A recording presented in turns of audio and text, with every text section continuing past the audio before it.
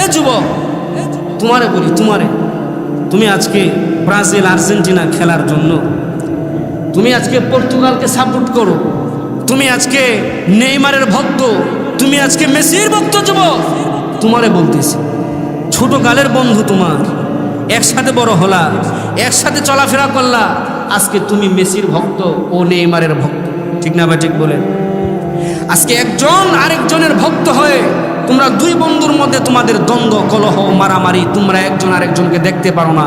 সেই 7 সমুদ্র 13 নদী দূরে কোন মেসি তোমাকে চিনে না যুবক, তোমার জেলাও চিনে না, আল্লাহর কসম। তুমি কোন গ্রামে থাকো, আল্লাহর কসম চিনে না, এমনকি তোমার দেশের নামও হয়তো শুনে নাই।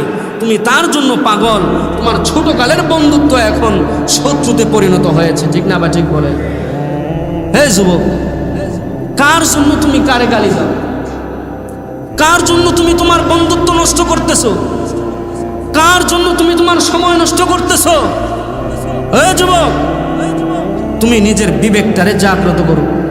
তুমি যে কোনোদিন তাহাজ্জুদ পড়লা না, তুমি যে কোনোদিন জিকির করলা না 5 মিনিটের জন্য, তুমি যে কোনোদিন রাত জাগতে পারলা না, তুমি যে কোনোদিন শবে বরাতের রাত আসে, জীবনে কতবার শবে কদরের রাত আসলো, শবে কদরের রাত তুমি জাগতে পারলা না।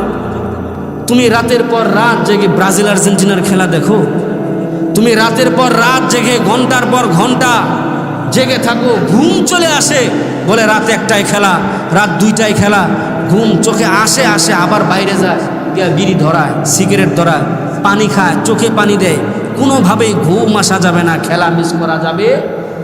কার জন্য যুবক?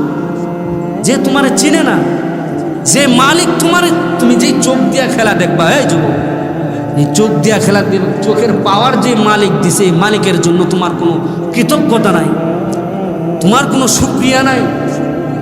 তুমি কারে সাপোর্ট করো যুবক?